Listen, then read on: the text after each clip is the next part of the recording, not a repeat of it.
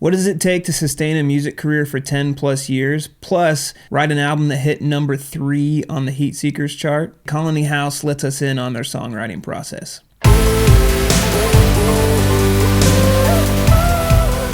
Welcome to Sounds to Live By, the show that helps you write genuine songs that benefit and connect with others. I'm your host, Kevin Keene, and this is episode 15, where I get to sit down with rock band Colony House. Colony House plays rock and roll like I believe it is meant to be played. They played in Fayetteville, Arkansas this month. I went and saw them, and before the show, I got to sit down with them and ask them some questions.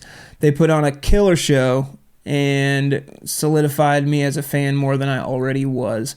But if you listen to a video I put out last month, I talked about their new record, Leave What's Lost Behind, and how I believed it was a brave effort that really pushed the boundaries of creativity and just a brave, bold sound you don't hear that often out of songwriters these days. Now, before we dive in, if you haven't got my killer melody checklist yet, I want you to go to soundstoliveby.com/checklist and do that right now, or right after this episode, because you're going to want to listen to this.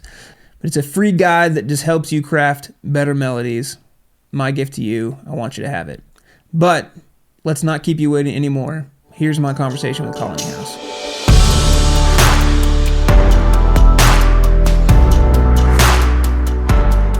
Thanks for tuning in to Sounds to Live By. Today I have the privilege of sitting down with Colony House. Thank you guys so much for agreeing to talk to me today.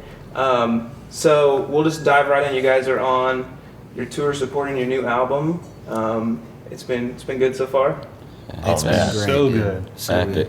Sixth show tonight. Sixth show. Sixth show. So you're in a groove. Hard to say. I think the groove is going to start tonight. Yeah, like perfect. It's like last night. Kind of had a wild one last night. Those are good ones. Yeah. And it felt like a good one.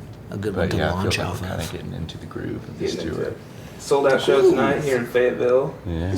Have you been here before? We have. Yes. Yeah, we have played this room we're sitting in before. There you go. That's where we started in Fayetteville. That was the first show we played. Was on that stage over there, and then We have played the other one definitely twice. have we supported in that room I as feel well? like we have not. 2 headlines there. So this will be our third headline. Third headline. Nice. Yeah. Really? That's right. Mama. And you've been a band since, I know you played together for a long time, but officially, would you say on the road since when? Oh man, the three of us started touring in 2010. 10? Nice.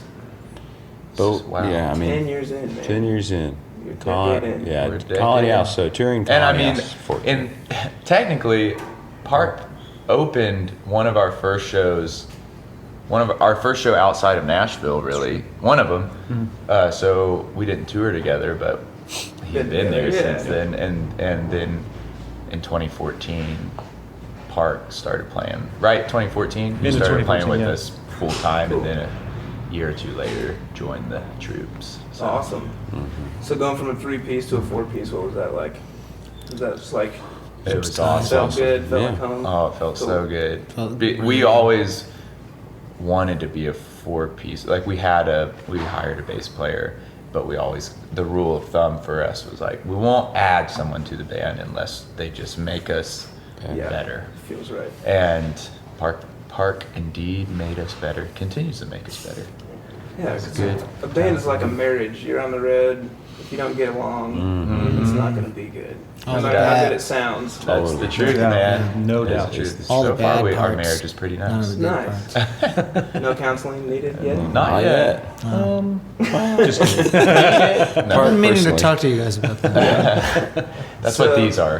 There you go. The Yes. podcasts. You These just are, chat it out. yeah. Exactly. In front of everybody, so you have to That's right. remain cool. Yeah. So this show is designed to really focus on the songwriter. The listener is the songwriter. So they're music fans, but they really want to hear, what is the songwriting process for Colony House? How does it, where is it from inception to, finished product? How does that kind of look for you guys? And what advice can you give? Maybe for people that are working. I talk with a lot of singer-songwriters, so it's like them by themselves and having to encourage them to co-write, encourage them to collaborate. But working as a band is different because you have kind of a built-in collaboration co-write process. So maybe you can speak to how that works for you guys. Yeah, I mean, It usually starts with Caleb with an acoustic guitar idea, and Okay. whether it's a fully fleshed out thing or just like this guitar part's kind of cool. And at whatever point during when he feels comfortable, it'll be like, hey guys, what do you think about this? And then we kind of, a lot of stuff happens on the road during like sound checks, just like Cool.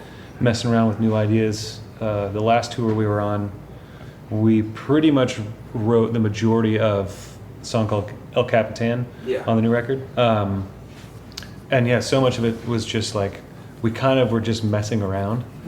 And then we'd be like, hold on, that was cool. Yeah. But then there's also, I feel like there's so many different ways that we've gone about different songs. Yeah. But typically I feel like it starts with Caleb. Cool. In regards to the co-writing thing, I've been encouraged by a lot of people to co-write, and I've sat across the table from awesome songwriters, and but there is, like you're saying, something about the band where it's hard to invite someone in outside of the band, and it makes sense when you're just trying to capture a song or chase down a song and there's no intention really where it belongs. It's just writing a song. But so often it's really hard, at least for us, like if someone's pairing us up in a co-writing session, it's me and someone else, I know it's being pitched to them as, this is Caleb from Colony House. And not like they're not probably super advantageous for someone to chase a Colony House cut, but it just over the years it's felt like, the band is the band, and if something magical happens and there ends up being an outside co-write that makes its way onto the album, that's awesome. It has just felt like forced in the past. And I've co-written some really rad songs that have been close to making the cut with outside writers, but still most of, if not everything that is on a Colony House album is within the band and the producer that we're working with at the time. So,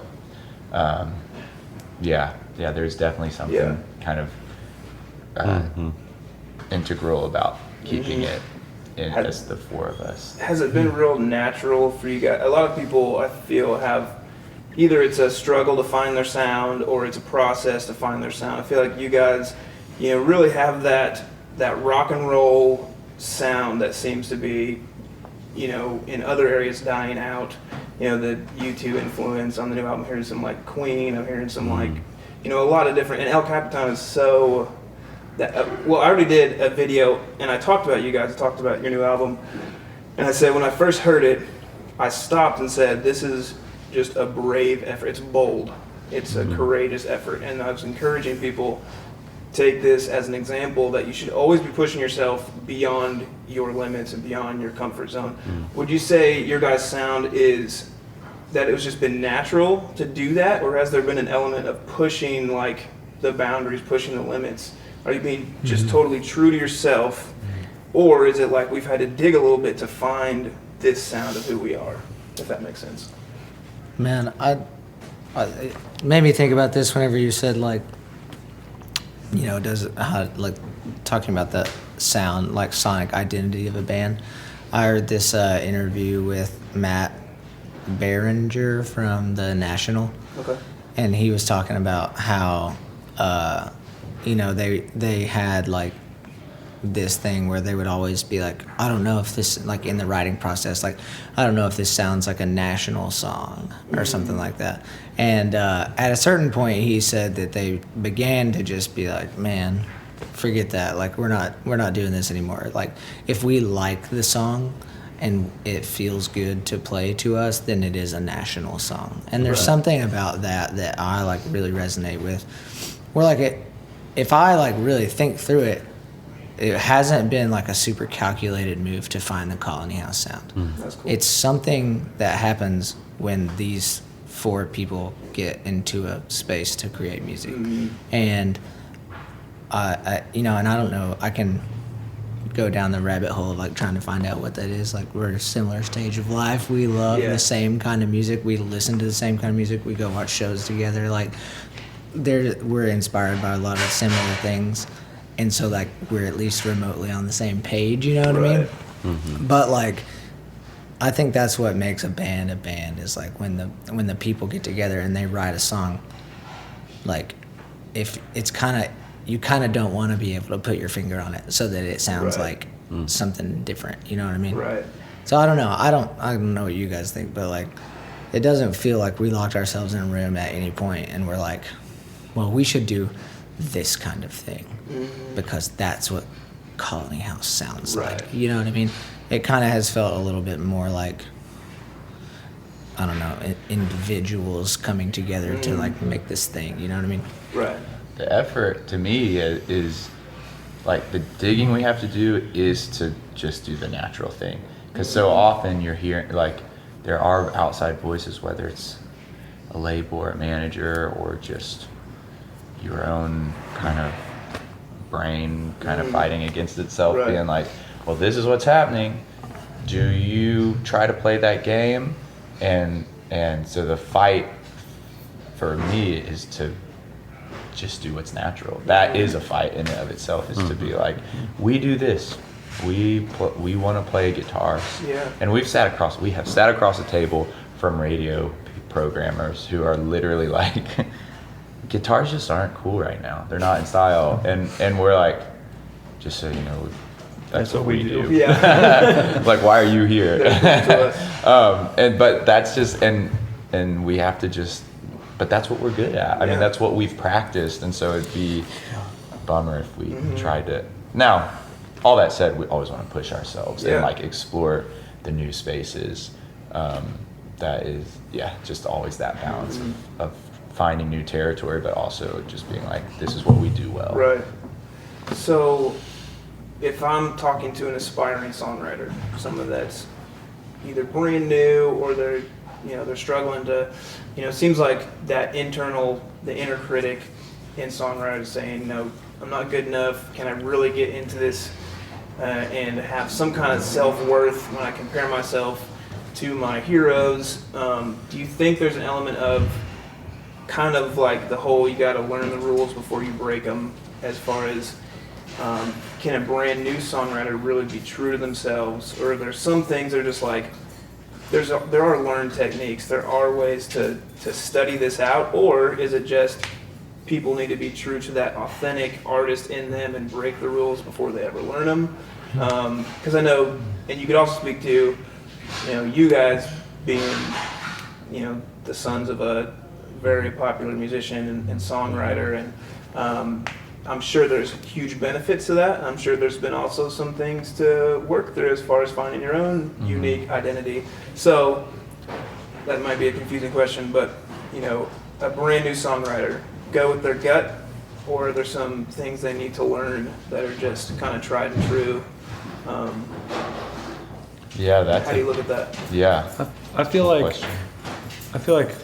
specifically for someone starting out, like staying inspired, like searching for the things that just get you pumped, and not replicating it, but just like kind of soaking up inspiration from wherever you get it, whether it's visual art or a record that you didn't know existed, and you just can't get enough of it. Like I felt like for myself in kind of the formative years, I felt like I was finding my voice when I was just like stoked about music and just loved listening to it, loved going to shows.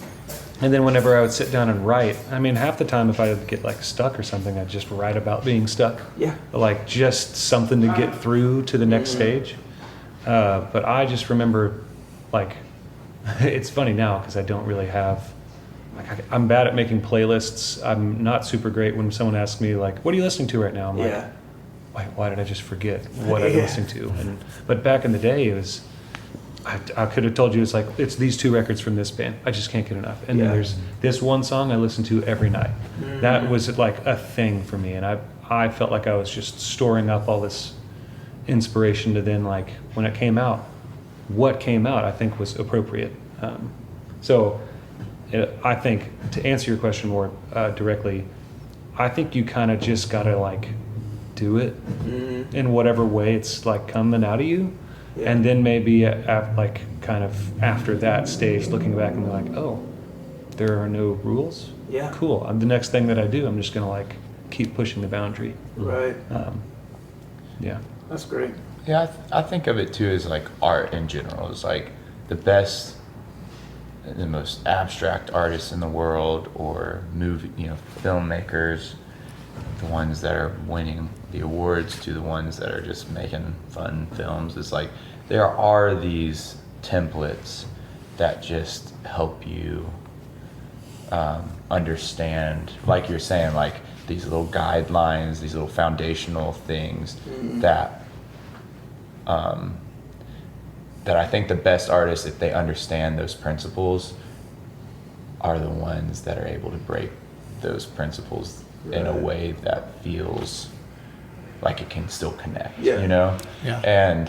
And so I think there's nothing better for a songwriter or for an artist in general to do than to look at what other people are doing and to just be a sponge. Like, that's what every artist is. We're just sponges that are taking in all this inspiration, and then when we do our own thing, we wring out that sponge, and then it's like, it's whatever we've recycled from all of that. So yeah, I definitely think there's something to like learn the craft, learn it from the people like the James Taylors, who are just songwriters, like through and through, and or like a Randy Newman or Johnny Cash or Bob Dylan, and so that you can become a Billie Eilish, like there's no trace to that would probably connect those unless you like went down to the core of like there is something that's connecting,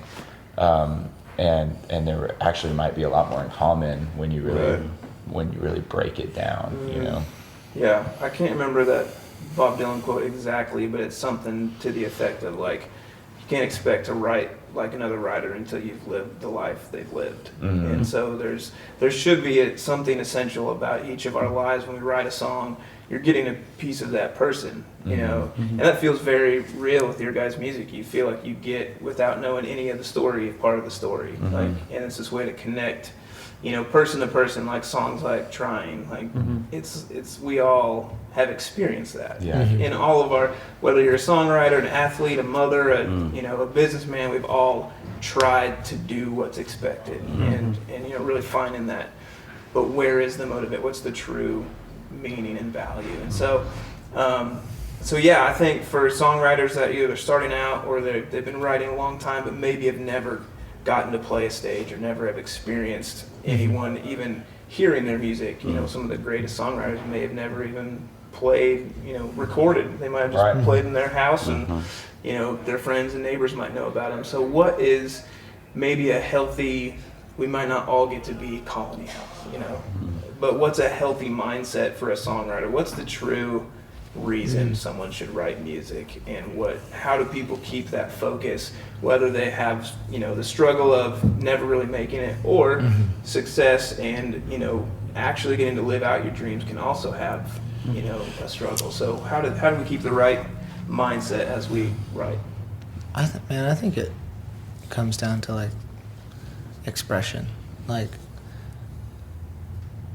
we throw the phrase, like when we're talking about songwriting, like what we're trying to say, we throw that phrase around a lot.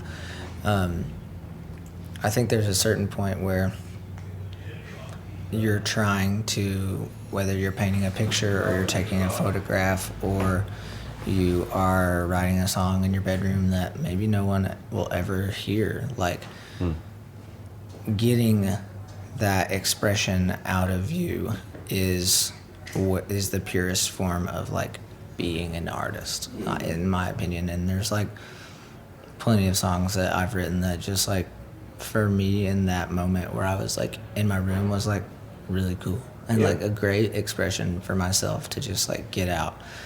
And then I probably won't ever play it again, or probably won't ever listen to it again, or maybe not ever show anybody or whatever. Like, I think about it like whenever I met my wife, she like kind of wrote songs and like played guitar. She knew like 3 chords and she would write these little songs, and they were so like amazing. And whenever I first met her, I was like, oh my gosh, like we need to like make you an EP or something. Like, you're so good. Like, you can sing. You don't, I mean, like, well, I'll just like write chords for you, and like you can just like do the thing. And it was just like never of any interest to her. And she was just like, I just sit in my room and I just write these songs, and they just like, I just like talk my feelings and like I just express like what I'm feeling in the song.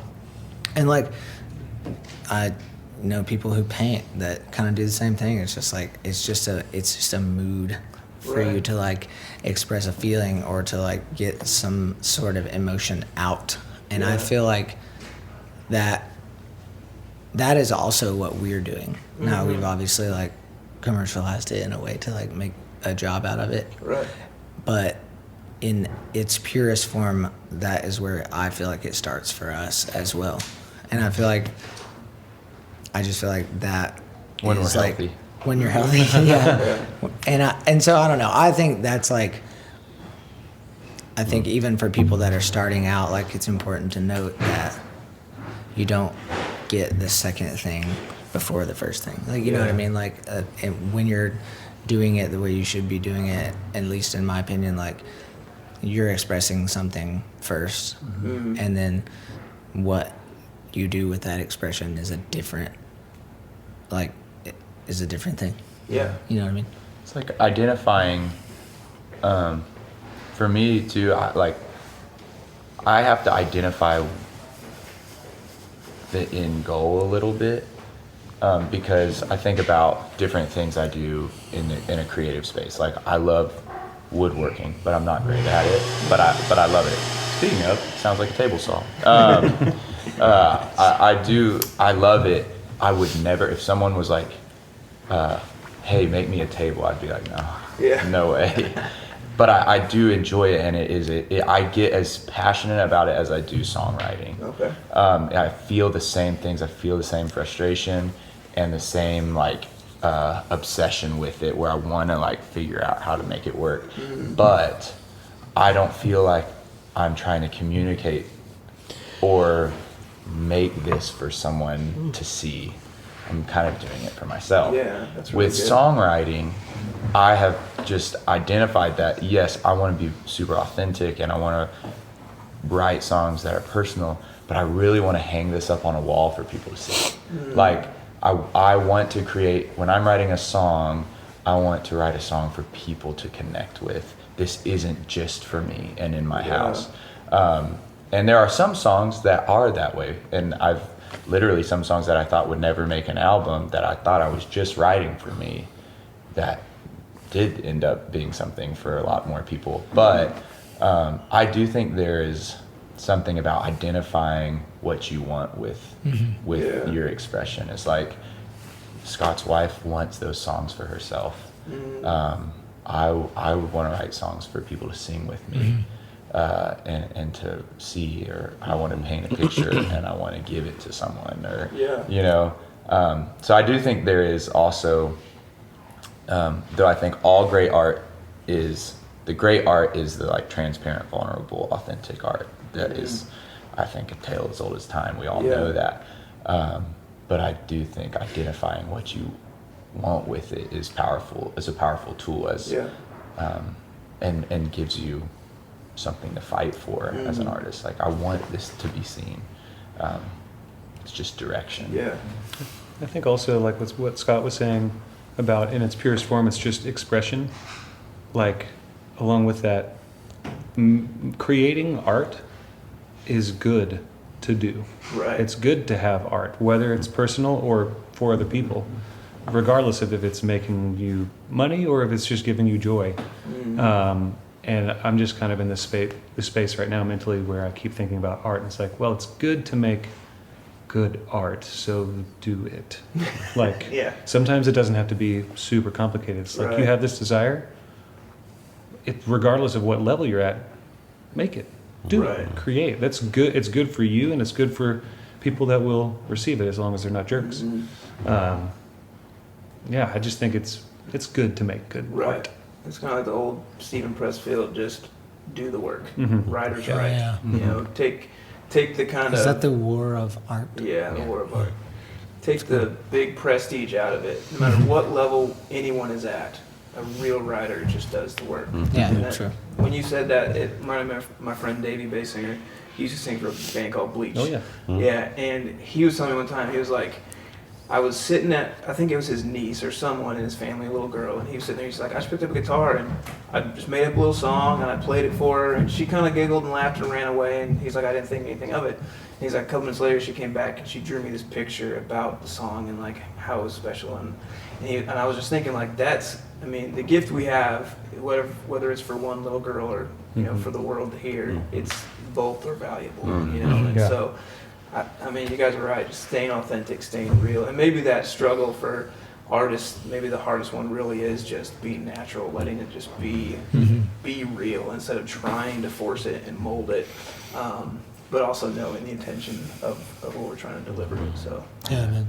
Well, cool, guys. I really appreciate your time. Any closing thoughts of just, I mean, this has all been encouraging, but encouragement to songwriters, you know, that want to, maybe they think they want to get better at songwriting, but maybe really what they want is to find that authenticity in them. How would you encourage them just to keep going? And I would just say be patient. Yeah. It is like, don't be afraid of the fight. Songwriting is, for me at least, it's frustrating. And it like, I've talked to my dad about it, and when he thinks about new albums after 20 plus that he's done, he talks about it like he's going into like a wrestling match. He's like, I just don't know if I have a fight in me, because it's just a wrestling match with these songs. So don't feel like when you hit that wall, like it means you've done something wrong. Right. That means you're doing something right. And if you can keep pushing against that and keep fighting with these songs, that's when the most beautiful things come out. I believe. Like, struggle with them, fight with them, don't settle. Yeah, that's awesome. Yeah, it's kind of a myth that people are in, like, I mean, we all know that it happens a couple times a day, but it's, in my mind, at least for a Colony House record too, it's sort of a myth that we're just like, we go in the studio for a day and we crank out a fully produced and fully written lyric and everything. Like, it is just much more of a struggle, like Caleb's saying, than maybe it appears from the outside. You can fade this song into the outro.